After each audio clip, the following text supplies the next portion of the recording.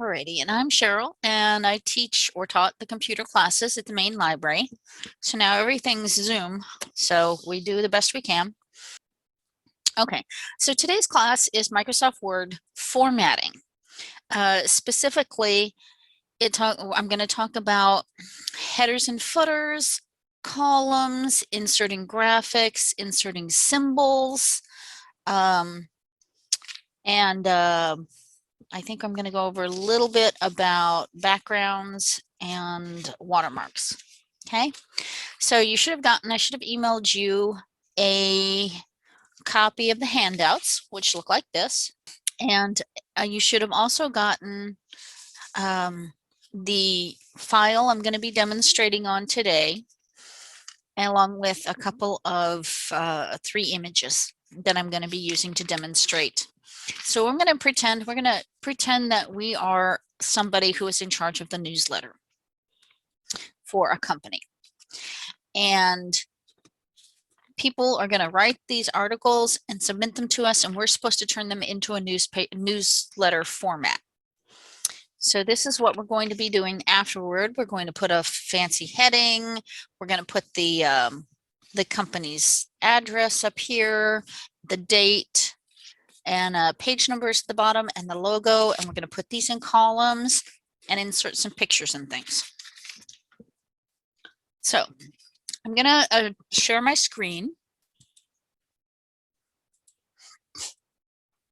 and then pull up the document. Okay. Now this is the document that we originally are starting with. We're going to pretend that these are the articles that other employees or coworkers have written and submitted to us. And right now they just look like a bunch of paragraphs. It doesn't look like anything interesting. So the first thing we're going to do is add a header and footer. And a header and footer are things that we put in the margins at the top and bottom. Headers at the top, footers at the bottom. The margins we have here are 1-inch margins. You can't go all the way to the edge, but you can get a lot closer to the edge than that. So we're going to put something in there. Okay, so under the Insert tab right here, we have over here on the right, we have header and footer. Now, when you insert a header, it will also open up the footer too. Or you can handle them separately if you'd like. So I'm going to insert a header.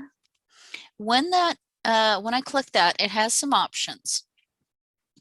There's some pre-designated ones with one blank field for you to type in here on the left, or one that has 3 fields to type in, or some other things. And there's other header templates that you can get from the website. And I'm going to demonstrate this one. So I just clicked on it and it put it up here. Now, while I've got this open, I'm going to scroll down to the bottom of the page. You'll see there's actually also where it says footer.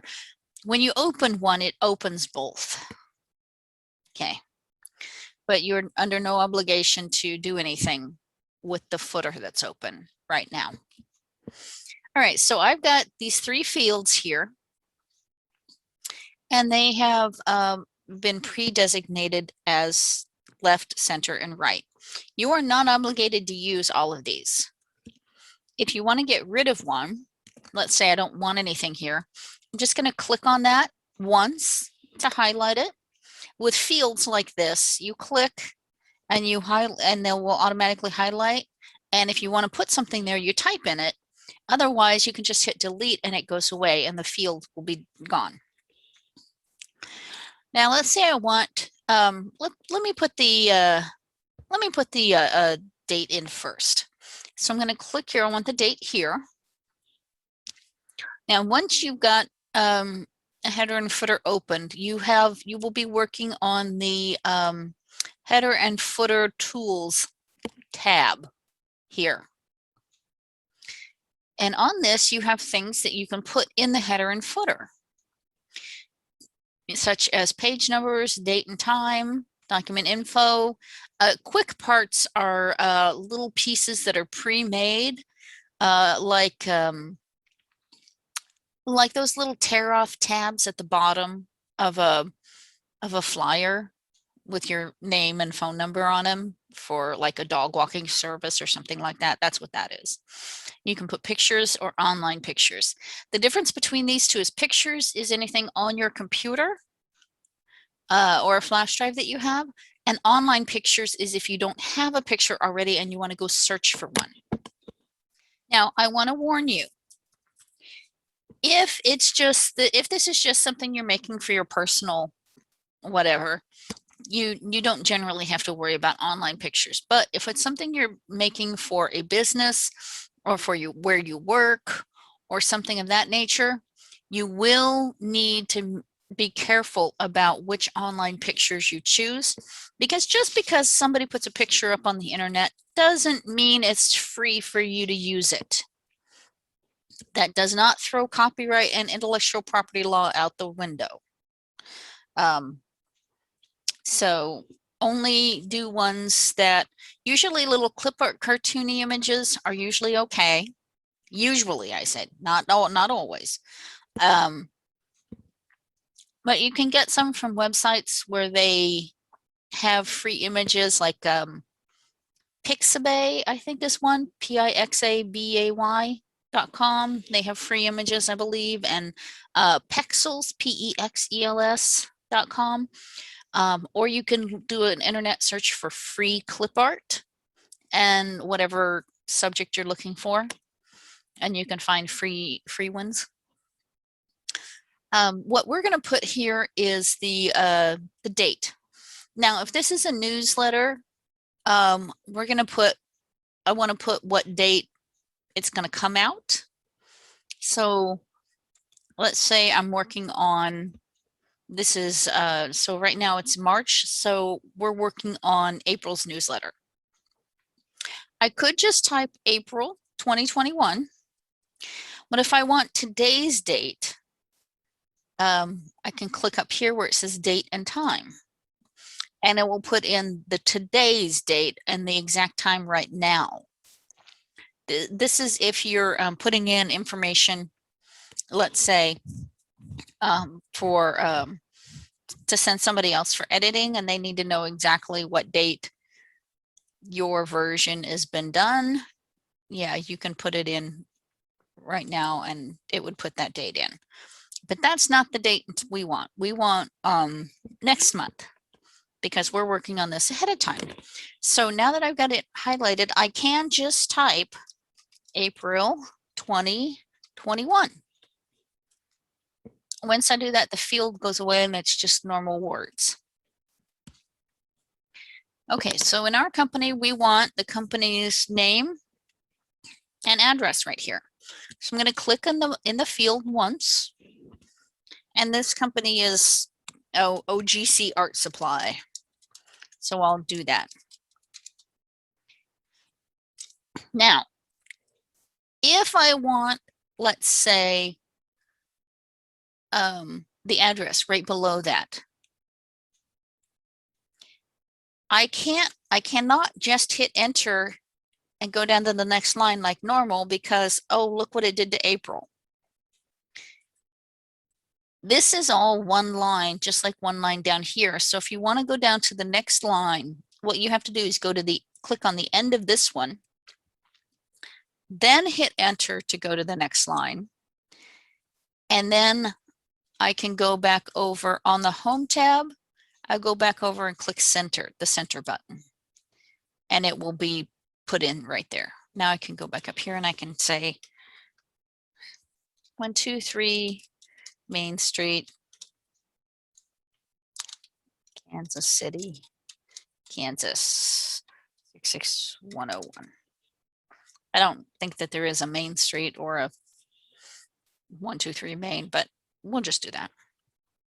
Okay. So now I can do one of two things.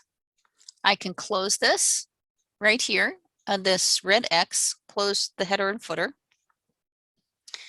I can go and check. Oh, I forgot to tell you. There, under the design part, there's also this one that says a different first page and different odd and even pages. This is if the different first pages, if you have, let's say, a cover page for your newsletter, which is just going to be like a picture or something. You don't want this text on the top of that page. So you can click different first page, and then whatever you put in the first page will stay in the first page. And then whatever you put on the second page will show up on all the other pages. That's what you do when you have a different first page. But if you want them all the same, you just do one. And I'm going to scroll down and I'm going to show you. It's now also on page 2. That's what the header and footer is. Anything you put in there will show up on every page. The different odd and even pages are for when you are doing something that's going to be like a fold-out booklet. And if you put the date you want the page on the right-hand page, you'll want the date in the right-hand corner. And on the left-hand page, you'll want the date in the left-hand corner. In that case, you would do different odd and even pages, and you would do page 1, the header on page 1, and the header on page 2. And then all of the odd numbered ones would be one way, and all the even numbered ones would be the other way. This is to make it nice and neat for when you're opening things like a booklet, so that you don't have anything in the center where the binding might make it hard to view. Okay, so that's what those are for. Now let's say I want to go ahead and work on the footer. I could just scroll down here and I could put it in myself. Or up here, I've got the footer where I can click in and I can get these the same options I did for the header. So I'm gonna choose this one with the 3 columns like I did before. And like I did before, I'm going to click this one and delete that one because I'm not going to use it. On the right-hand side here, I think I'm going to have the page number. So I click on that once, and up here we have a page number. Now, if you click on that, you can also choose exactly where you want to put it. If you didn't have these 3 columns, you could just click here and choose bottom of the page, and this one, which would put it right here on the right.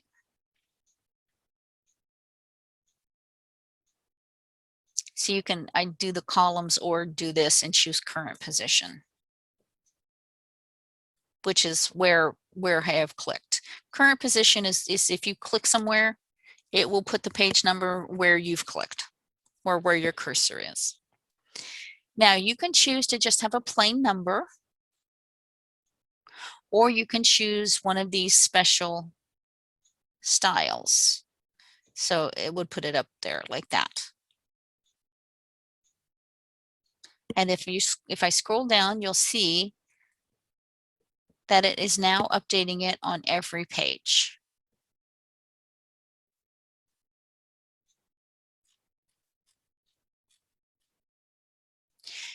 If I didn't like that style with the bar, if I just wanted it to say the word page, what I can do is I can type page myself with a space, then put in the page number in the current position and just choose a plain number. And that way I can choose how the word page looks myself if I just type the word myself. So there's a couple of different options. But you'll see now it looks that way on each page here. Okay. Now, what else I'm going to do is in the center, I'm going to put in the company logo. And I have the company logo saved on my computer. So I'm going to click in there, and now for some reason it's not acting like a field anymore. The footer field, header and footer fields tend to do this sometimes. If you go through and do something and undo it, and sometimes it will disable the field option to where I can't just click on it once. And now I'm getting the cursor instead of that gray box. If that happens, you can just select it manually and delete that stuff.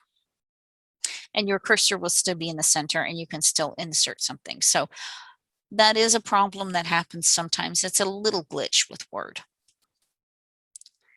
Okay, so now I'm going to insert a picture. So I'm going to click up here where it says picture. It will open up this little dialog box here, basically asking where is the picture. I have it saved in my desktop. There it is, logo. I'm going to click there and click insert. Okay, now that's awfully big. So I need to shrink this down.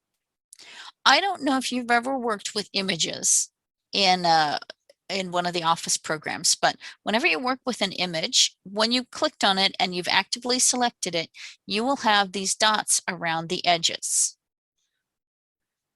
Those technically, I think those are called the frame handles.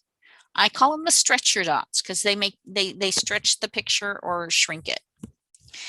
Now, how these work are, if you move your arrow over one and it turns into a double-headed arrow like that, then you can click on it, hold the button down, and drag that side up and down. You can do this. Now, I generally stay away from the ones on the sides, because if you do that, if you click on one of these and drag it, you can squish it and pull it out of proportion.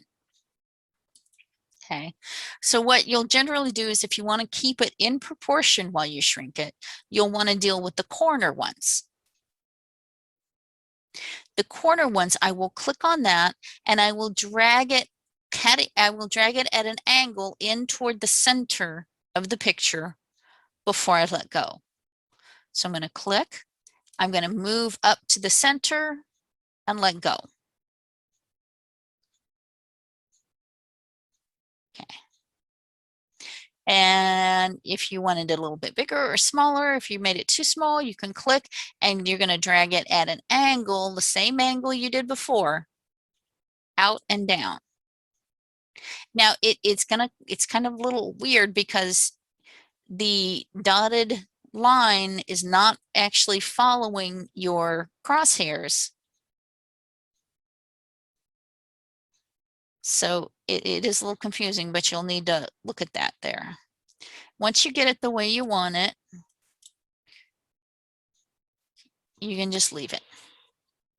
Okay. So now I think I'm done with the header and footer.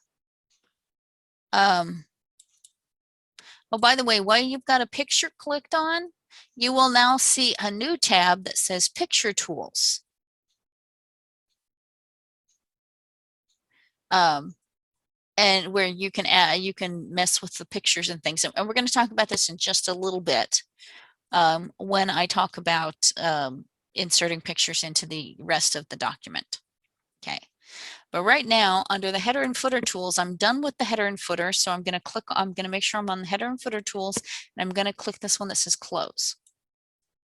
Now, whatever you put in the header and footer will be kind of grayed out. It will be a little paler than the rest of the items. So remember that when it comes to your logos, because if you have a very, or any image you put in there, because if it's very pale image, it's going to get even paler. So just allow for that when you pick which images you're going to put in the header and footer. Okay, if you want to get rid of this, you do the exact same thing. You click insert. Yes, you have to go to insert to remove it. choose header or footer, and there's a button right on the bottom that says remove, and that will remove the header or the header.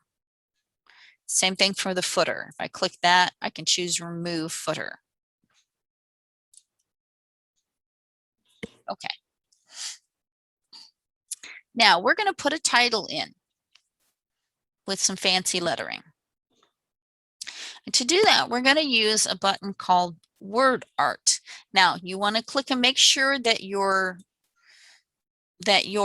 cursor is on the line where you want this thing to appear. Don't worry about making it in the center. We're going to move these around. That doesn't matter, but it needs to be on the line where you want it to show up.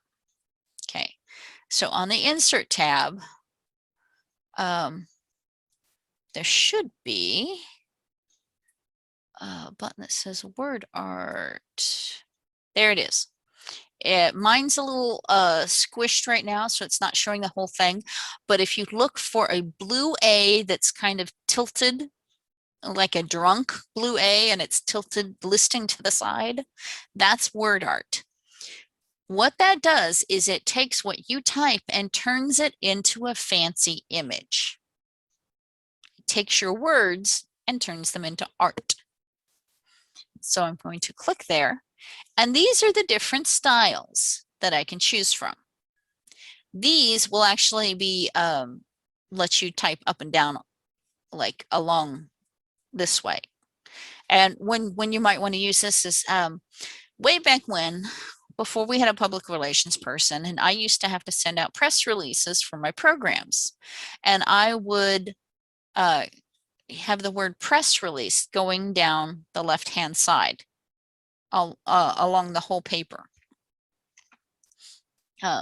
So that's when I choose to use it. Anything you want running up and down.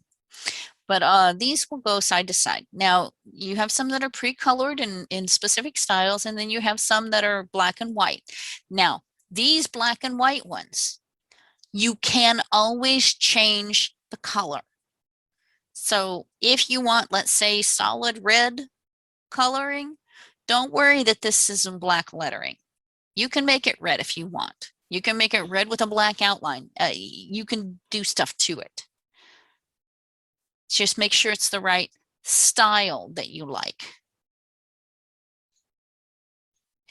In this one here, you know, if you want this one, you can also change the coloring of this one too. Any of these others you can change the coloring with, but some of these you don't actually want to change the color on them, like the rainbow one. The reason you're picking it is for the color, generally speaking. So I'm gonna choose, let's choose this one here. I'm gonna click on it, and this box pops up. And it says your text here. So I'm going to erase that using my backspace or delete key. And I'm going to type my headline. I'm going to say OGC. What's new at OGC? That's OGC Art Supply is the name of my company. Here is where you can choose different lettering styles. Now, the problem with this is, unlike normal, you can't get a preview of what these will look like. So if you want to try one, you will just have to click on it. I don't like that. So let's try, you know. Okay, I'm going to try Algerian. I know I like Algerian. Don't worry about the size. You're going to be able to change the size. I don't think headlines should be italicized, but that's up to you. You can choose bold or italic if you like. So I'm just going to click OK, and it appears here. Now you will also see one that says a new tab that says Wordart Tools. Okay, and just like before, I have the stretcher dots that I can stretch and go down. But let's say I want this like over here. I can try and drag it, but It's not letting me drag it. I'm trying and it's not letting me. The dots just go away. That's because what Word does well is words, not pictures. Word wasn't started to create pictures or to put pictures in. It's all in the name there. So the graphics and pictures were an afterthought. So there's little things you have to do to be able to work with the pictures that you put in easily. The main one is on the Wordart Tools tab, you have a button over here that says Wrap Text. This is to control how the text flows around your picture. In this case, you have to click that and choose Tight. Once you do that, you will now be able to click on one of the letters and drag this sucker in different spots. So whenever you're dealing with images that you want to be able to drag around, you have to go up here and choose the wrap text. Otherwise, it will treat it just like one big letter and you won't be able to drag it up and down, left and right, etc. And we'll talk about a couple of these others in a few minutes when we insert other pictures. Okay. Now, you will also see sometimes other dots. This one has a little green square at the top. Sometimes it's a little green circle. That's your twirler dot. It twirls the image. So if you ever want one that's like tilted at an angle, just click on that and pretend you're dragging it in like a circle. And you can just drag it around and around. You can even turn it upside down that way. By just, okay. You may also see a yellow diamond, which I don't know if you can see it on your screen, but it's over here. Anytime you have a curve or an angle or a wave in your word art and you see a yellow diamond, that is to exaggerate or lessen the curve or the tilt. In this case, it's curving it basically around an oval. So if I drag it down, I can do this to it. And if I don't, I can curve it up this way and make it small like that. It's just how exaggerated your curve that you've chosen will be. Okay. Now, if you don't have enough room for it, you may have to actually like click down here and add a couple other blank lines to have enough room without it messing up. Okay. All right. Now, also, if you try and click, let's say, in between the letters and try and move it, it won't work because in between the letters, it actually is the blank space. You actually, if you want to move it, you have to actually click on one of the letters itself for you to be able to move it. Oh, and you'll notice that every once in a while, you'll see these green lines popping up. I hope you can see those. That's trying to give me a hint that it's in the center. I'm trying to move it left and right. And when it's in the center, it will give me a little green line. And if I move it all the way to the top, as far up, it will try and stop it at the header so I don't cover up the header. That's what the green line going side to side is. That's, I'm not sure if that's available on older versions of Word, but that's definitely happens on 2016, which is nice when you want to try and arrange things. Okay, if you need to change anything, like if you realized you misspelled what's new or something, click on one of the letters and make sure the tab's open where it says Wordart Tools. Over here on the first one on the left is Edit Tools. This is where you can go in and edit this.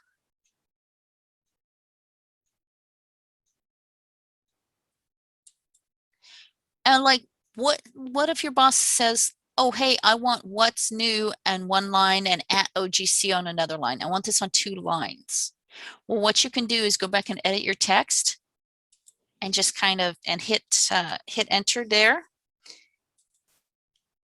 And then you'll have to resize it again to make it smaller and fit in the space. Okay. I'm going to undo that. So when you typed over here, if you just keep typing and let it wrap around, whatever you type in here is all going to be on one line. Even if it's a whole paragraph, it'll be on one line unless you hit enter in the middle of it, and that will force your word art to go to 2 lines. You also have options for spacing to get the letters closer together or way far apart. Here is where you can turn them to up and down and make it bold. And here is where, if you want it lined up, before you did the wrap text, if you just wanted it in the center, you could have clicked here and chose center. And if it's not wrap, if you didn't do the wrap text and tight, this would do it. If you decide you want a different style, here's the styles that you chose that you had to choose from before. So you can actually choose a different style and undo if you don't like that. Now here's where you can change the color. Because these are not just letters anymore, this is an image. These are images in the shapes of letters. So you can fill in that shape with a color. And you can change to a black, or you can have a black outline, you can have no outline. I particularly like black outlines because it makes it bolder, you know. And here's where you can change the shape. If you like this style of lettering and you don't want to go to any other style, but you want to just change the curve, here under change shape is where you can choose a different style. And you've got many more styles than you did before here. And you still have the diamonds to tell you how strong or weak you want the extreme or not extreme you want the curve. Do not choose the circular ones. The problem with the circular ones is they're not that readable. Unless you make them big enough to be the whole page and have stuff inside it, you can't read the circular ones. Especially like this one, because half the letters are backwards. That's not good. Okay. Now you can actually add some of these over here have shadows and things like that. If you want to add shadows, you can do that here. Shadow effects. There we go. You can choose what extra you want. And if you want the shadow color to be, let's say I want to go with the green and I don't want a gray shadow, I want a green shadow.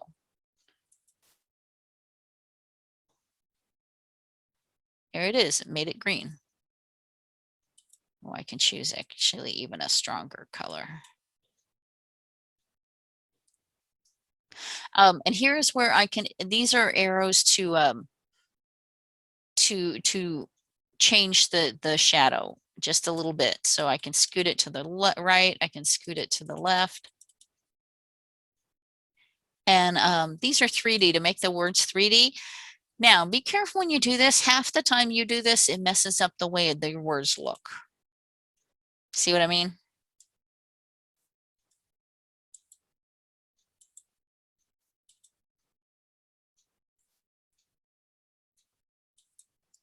Let's, yeah.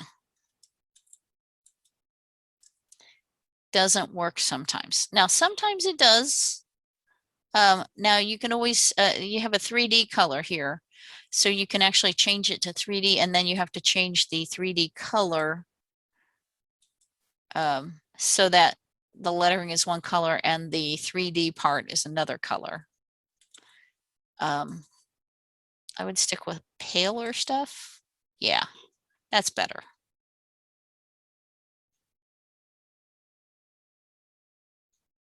Okay, so that's what 3D effects does. And this is these are the same thing. It turns it left or right, up or down.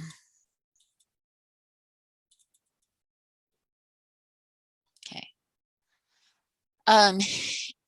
If you don't want to pull it in one position yourself, and if you want it to just stick in the corner and that's all you want, you can choose top left-hand corner, bottom right-hand corner. Those are preset positions on the page. And that 3D is bugging me, so I'm going to go back here and I'm going to undo this. Just going to click undo till it gets back to the way it was. There we go. So you can play around with these different things here. Actually, I could have just clicked no 3D effect and it would have been easier. You can play with the depth and the direction of the lighting and all of that kind of thing. Only use that sparingly because you don't want to do it all the time. Okay. And I'm going to talk about the rest of the wrap text before this later. This bring forward and send backward. That's if you have a couple of different images, you can layer them on top of each other if you'd like. Okay. All right.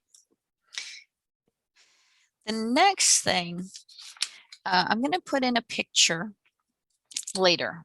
All right. The next thing we're going to do is make columns. Now, that's under the layout tab here. Now, you can certainly click that button. You can click the columns button first and then start typing, and everything you type will automatically be in columns, but it's a little harder to arrange everything the way you want it when it's automatically going in columns. I actually got a call from somebody a few days ago who was putting things in columns, and she couldn't figure out how to get the headline not in the columns. It turns out she had clicked the columns first and then started typing, and then you have to actually select the headline and take it out of the columns.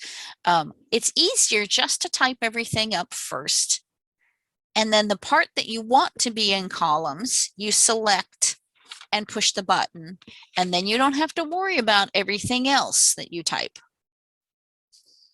That is a much easier way to handle columns. So let's say I want the first 2 articles into columns and the last article, but then the third article, this one here, I don't want in columns. Okay. Now, I'm going to select what I want to put in columns. Now, when it comes to headlines for articles, you have 2 ways of doing it. You can either select the headline and go here and then push columns and tell it 2. Once you click columns, you got to tell it how many columns to put it in. 1 is just normal typing. 2 and 3 are normally fine for typing. The reason they don't really have 4 or 5 because 3 is kind of pushing it for the amount of lettering. Left will have a small column and then a big column, and right will have a big column and then a small column. Okay, so I'm just going to say 2. Now, when I did this, since I selected the headline, preserving your memories, that became part of the column. If I didn't do that, if I just selected the article and I chose 2 columns, here's how it looks. The headline stays out and separate from the article, where the article itself is in 2 columns. So it's a matter of how you want it to do. And you can select more than one article. You can select all the first 2 articles and hit columns 2. And now you'll see this one goes down here and then up to here. And the second one starts in here. But it left this part alone. This is why I like doing the typing first and then selecting and choosing the columns. And I can do the same thing with this one here. Let's say I want graphic design supplies. I want that left out as a headline. I can select this and bring it down here and do columns here. Now, look at what happened. The headline and the first thing is on here and the rest of it is down here. I may be tempted now to go in here and click in front of there and add a couple of lines to make it go to another page so that the title is with the article. However, you do not want to do that quite yet because I'm going to be still adding in images and they're going to shift the words around. I'm going to add in some images on the first page, and when I do that, it's going to shift all the words around, including the ones on the second and third page.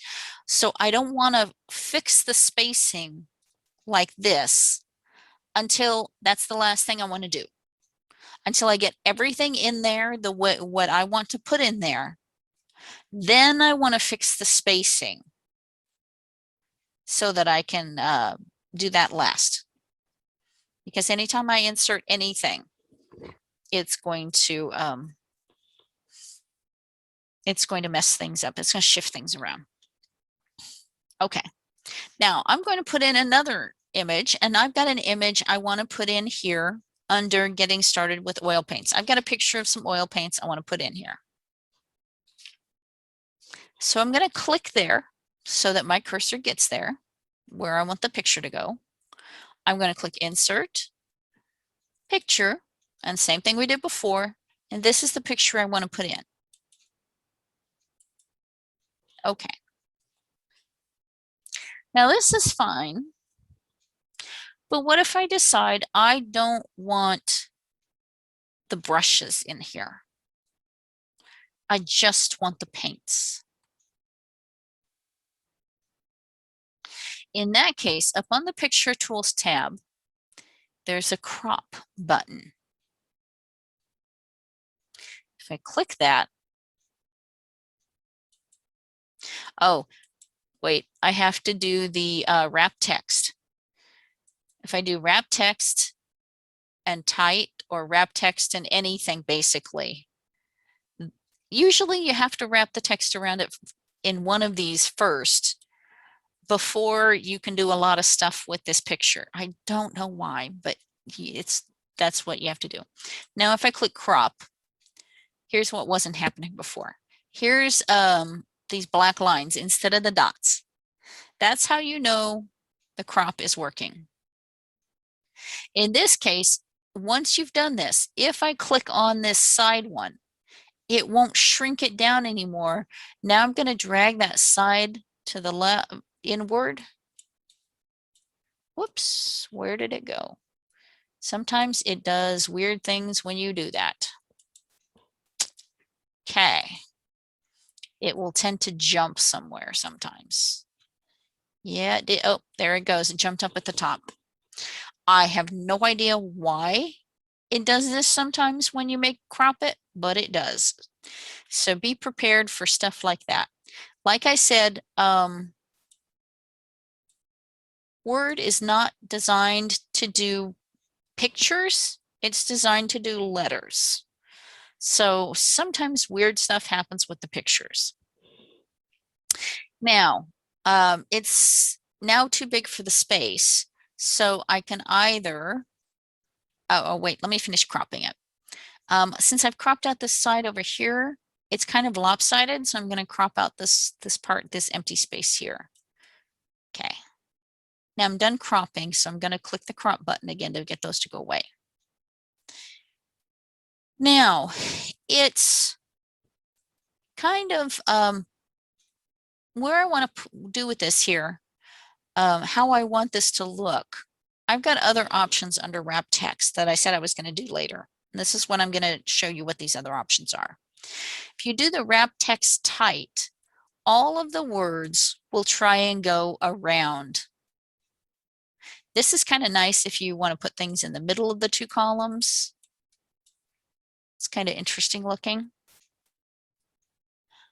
But if I want to put it up here, right under Get It Started with Oil Paints, that may not be such a great idea because I might have to go put in extra spaces. Or under wrap text, you can also choose if your image has weird edges and you try and put it in the side, you'll get some weird roundness to it. So you can actually choose square if your image does not have square edges. Right now we're at tight. Through will sometimes let the things actually go through it. Sometimes it does, sometimes it doesn't. Behind text, this will actually let you put it behind the words. Now, if you do that, make sure it's a very, very pale image and make the lettering bold and dark on top of it so that you can actually read things. You can put it in front of the text so that it's covering it up, which you don't want to do if you want to read the words, but for an artistic choice, you can do that. You can also choose top and bottom, which is kind of nice also. It just gives enough space at the top and the bottom in the columns so that the letters don't try and wrap around the sides. And then you can just, pull this around where you want it. Once you've got it clicked, you can also use the little arrows on your keyboard. I'm going to use the arrows and show you how it moves. I'm using the up arrow. Whoops, it's too far. I'm using the down arrow. That lets you get small little movements. Okay. So that's how you can manipulate it using the wrap text. You also have the position like you have here. You can put borders around it. It's kind of, you want to set it aside. So I think this would look good with a border because of those cropped edges. It's got a dark top and bottom, but look at that. It's got kind of bland edges. I think it'll look good with a border. And I can choose a border color. Let me go with purple. And it gets a very skinny border. So when you click that, you can also choose a dotted border. And you can choose weight. Weight is how fat a line is.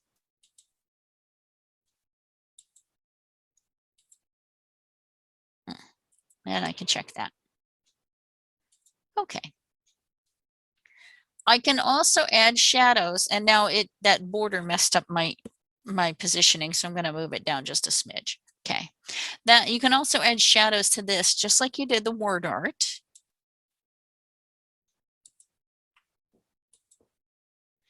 If you do a shadow here,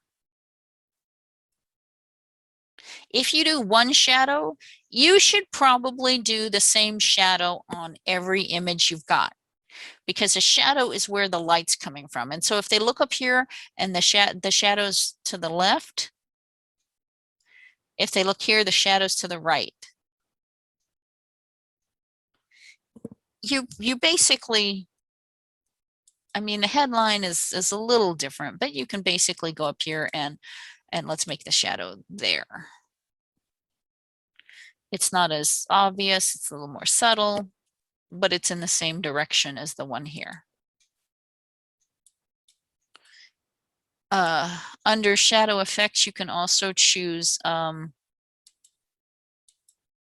also a different color, just like you did before. And so you'll see the same things you saw that I showed you before on the shadow with the word art. Oh, I forgot to show you over here.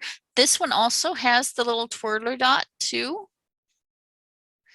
But if you're not, if you just want to like flip it, you have a rotate button where you can rotate it right or left. You can flip it vertically, which means upside down, horizontally, which is mirror image, which this you don't want to do because there's writing on there.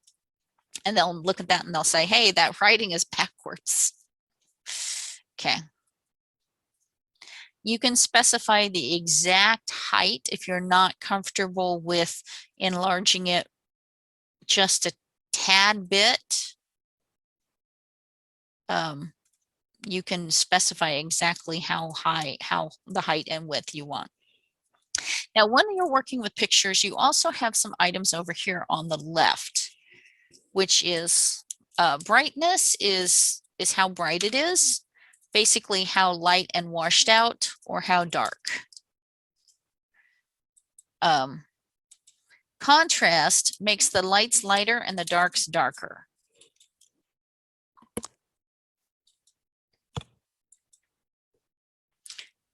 Okay, or minus contrast makes it all kind of grayish.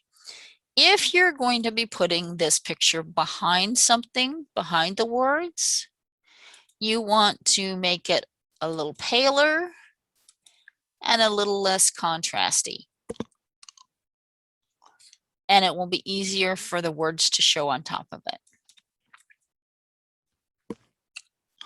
Recolor, this actually can do black and white, or I'm sorry, grayscale. What we call black and white, like a black and white image, is actually a grayscale, which all means it's all in shades of gray.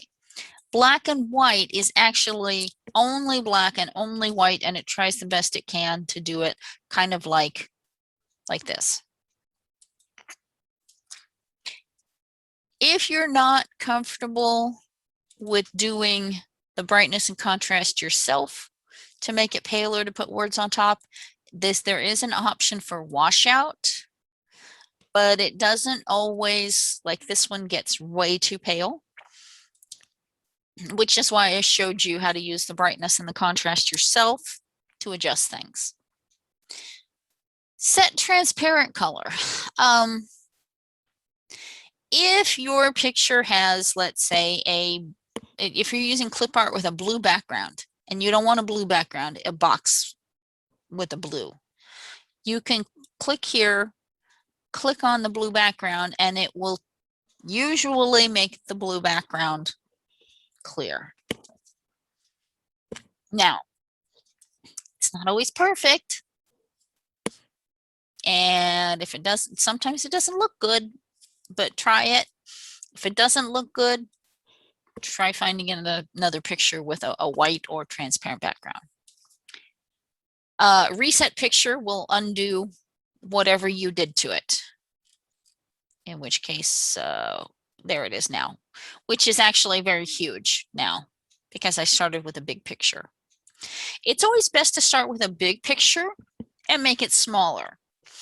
You cannot take, on computers, you cannot take a small picture and make it bigger. Well, you can, but it just won't look right. It'll be all grainy and what we call pixelated. Okay. So it's best to find a big picture and you can always make it smaller. But reset will make it full size and take out any cropping or borders or anything you've changed. Now, compress pictures.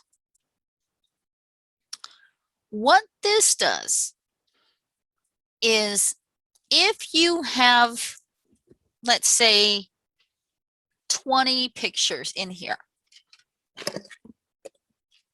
and you've cropped them down and made them smaller and everything, it's still saving. All of that part that you cropped out is still saved in the memory. So your computer is taking up, this document is taking up the space of all the typing, plus all 10 pictures, and all of the stuff that you cropped out of those pictures is all still being saved. And you can always get it back. If you click on it and choose crop, you can always pull the picture back open and uncrop that part because it's still saving it.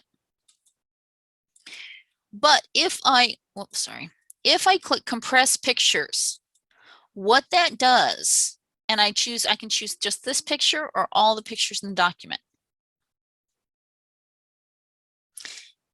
I can, here it compresses it and makes them take up less space in the memory, and it will delete all of the extra cropped areas.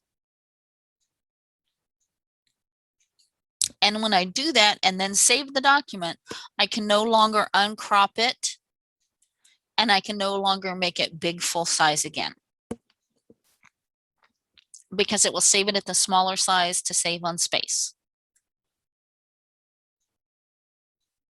This is nice if you have to email this document to somebody, and if you have, let's say, 10 pictures is not going to be bad, but if you have 20 or 30 pictures in here and they all started out being huge pictures and you're sending it to somebody's email, the email system may say that that file is too big to go through email, and it's because of all that extra area of the images.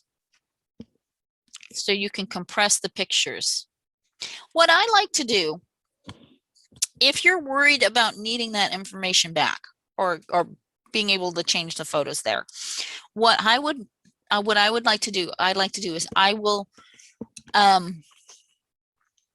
save one copy as I'm working on it, and when I've got it the way I want it, then I will go File, Save As, and save a different copy under the same name, but I will add the words compressed file to it, so that I know that there's two different ones. And then I will compress the pictures on that one and save it.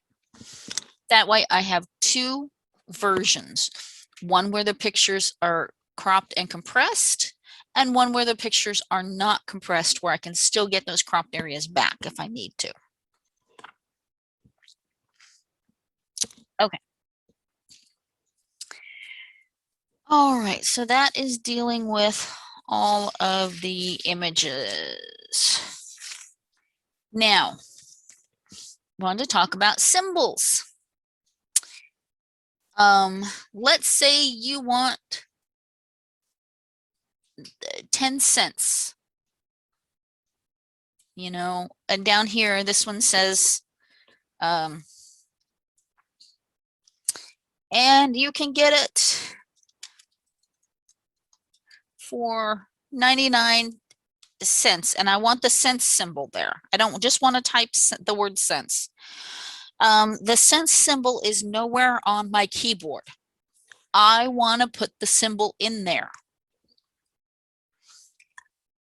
There's a lot of symbols you can put in there that aren't on your keyboard. And that's under the word insert, of course. On the right-hand side, there's a little thing that looks like a horseshoe. I believe that's a Greek omega, I think is what it is. You click symbol, and then there's some of the most commonly used symbols there. There's your C, the cent sign. I can put that in there, and there it is. If you don't see it right there, click more symbols, and it will pop up with this. And you've got all of the various alphabets. You've got those upside-down question marks and exclamation points from Spanish, various different language stuff, bars, everything. There's lots of different things you can insert here.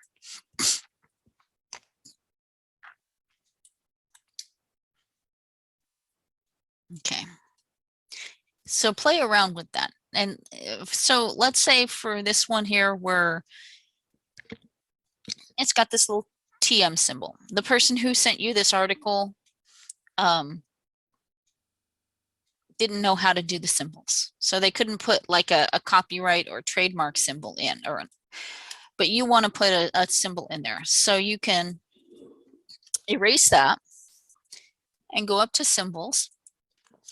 And I think I want to put the R for the registered trademark. I want this one here, R. I'm going to insert it and I'm going to close. Whoops, and I hit insert twice. Sorry. All right, so now it put the registered trademark symbol in there.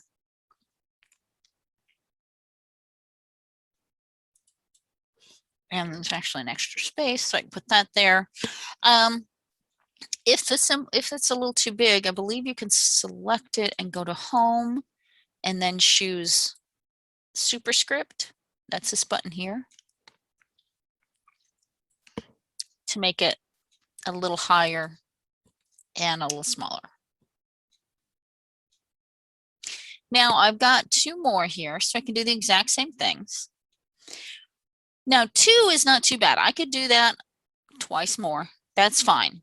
But what if everybody who gave me these articles all did that exact same thing? I want to replace 20 of them, let's say.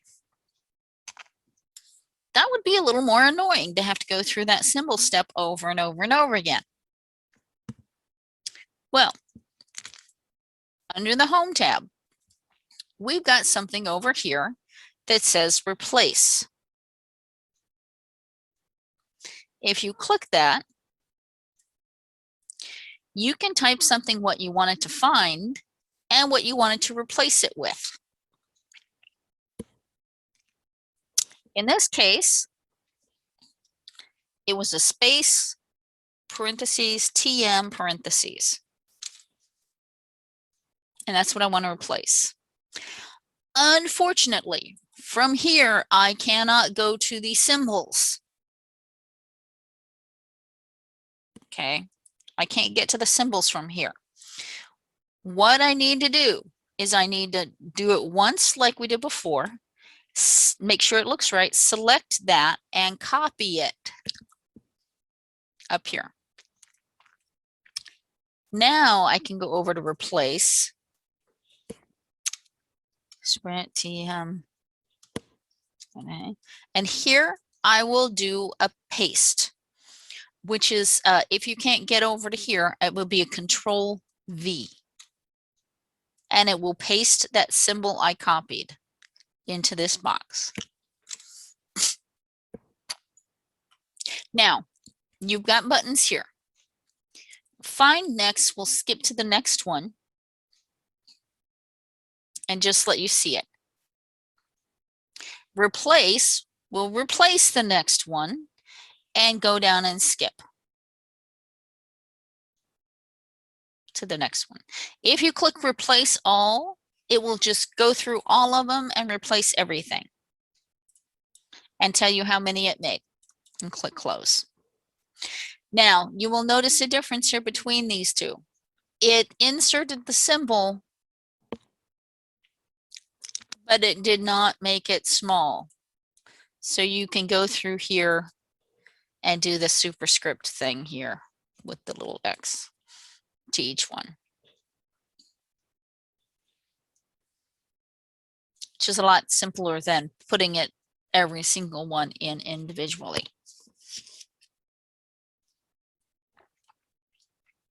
Okay.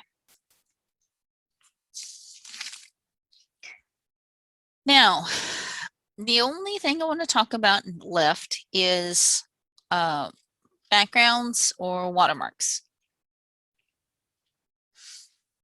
In that case, you go to the Design tab.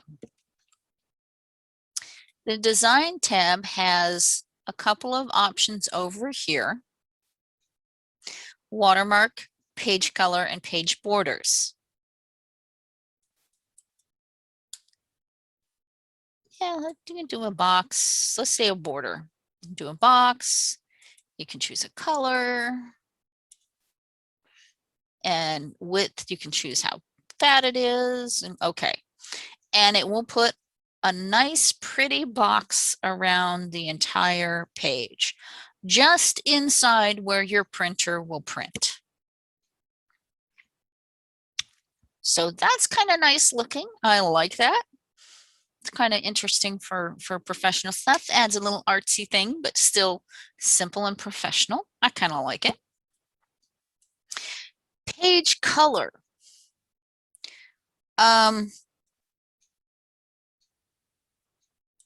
You can actually add a whole color to the background. The problem with this is, one, it makes it hard to read stuff. And two, your printer can't print all the way to the edge of the paper, so you'll still have a little white border around it anyway. And three, if you have an inkjet printer, you don't want to use that much ink anyway, because if you're putting that much ink on your paper, it's going to get all warped and wrinkly because your paper's going to get too wet. So page color is probably one you want to stay away from, but it is available to format if you need to. If you want to, you can make everything pale like that. Then generally don't suggest it, but it's available.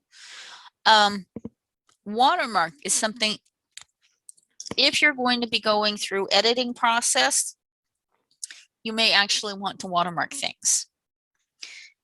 Here's some pre-made ones: confidential, draft, sample, ASAP, urgent, or you can make your own custom one here, which I like to do. Okay. So you have two different kinds of watermarks. You can choose a picture watermark, which is to put a picture behind the thing, and it will actually, you know, you can do it from your computer. Let's say I want that one in, and it will wash it out. And click OK. It actually puts the image in the background, but very, very pale.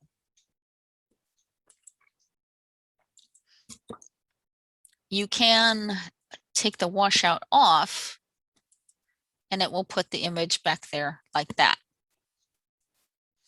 And it will be on every page. More likely, under custom watermark, what you'll want to do instead of picture is text. You have pre-made ones here: text, ASAP, confidential, do not copy, original, draft.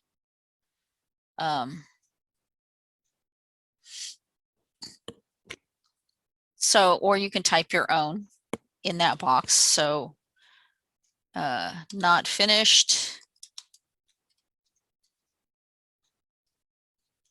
do not send, whatever you want. You can choose it diagonally or horizontally. I like diagonal because it goes from corner to corner and it's more obvious. You can choose what color you want it. And the semi-transparent means it will be paler and you can still read through it. Not finished, do not send, will be on every page.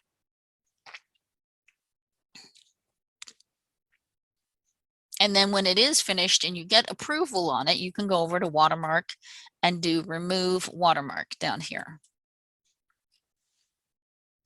Then you can save your new finished version and send it.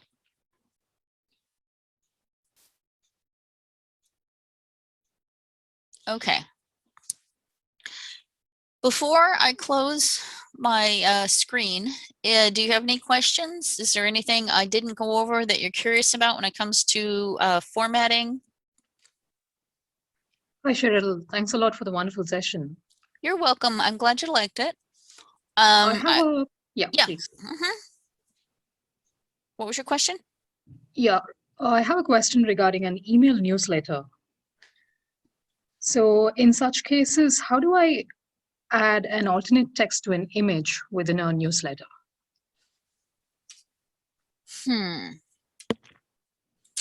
I have not actually had to do that. How